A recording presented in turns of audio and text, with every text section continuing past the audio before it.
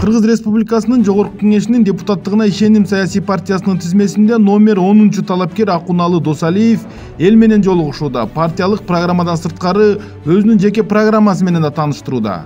Анда белгилегенде Кыргызстанда бардык дубандарында алгач ички каттамдардагы айылдар аралык жолдорду, экинчи этапта областтарды байланыштырган бардык жолдорду табигый жана экологиялык таза жолдор менен камсыз кылса болоорун айтат. Таш жолдорду салууда жергиликтүү эл жумуш менен камсыз болуп, ички жана тышкы миграциянын агымы токтойт. Жергиликтүү жана республикалык бюджеттен акча үнөмдөлөт. Германиянын тажрыйбасын ала турган болсок, ашар жол менен эле канчалаган километр жолдор дээрлик бекер бүтмөк дейт. Кийин аны эл жасайт экен да.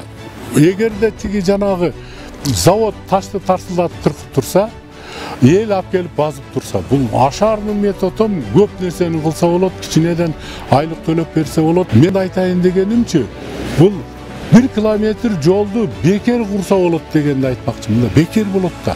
Өзүңдө болсо, мындайча айтканда, бул бекер. Мамлекеттики, таш элдики.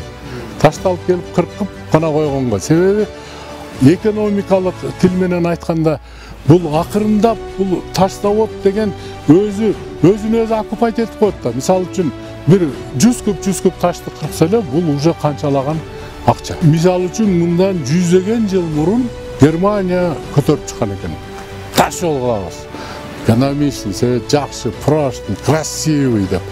Анан ошондо баягы немистерди намызына тийиш үчүн булар айткан экен. 1 метр жолду таш жол курбаган немис эмес деп туруп урагын көтөрүшүптүр.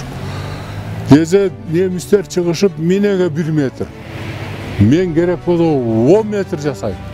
Мен 100 метр жасайм дешип, таштарды миңдеген километрден ташышып туруп вагон менен алып келип баскан.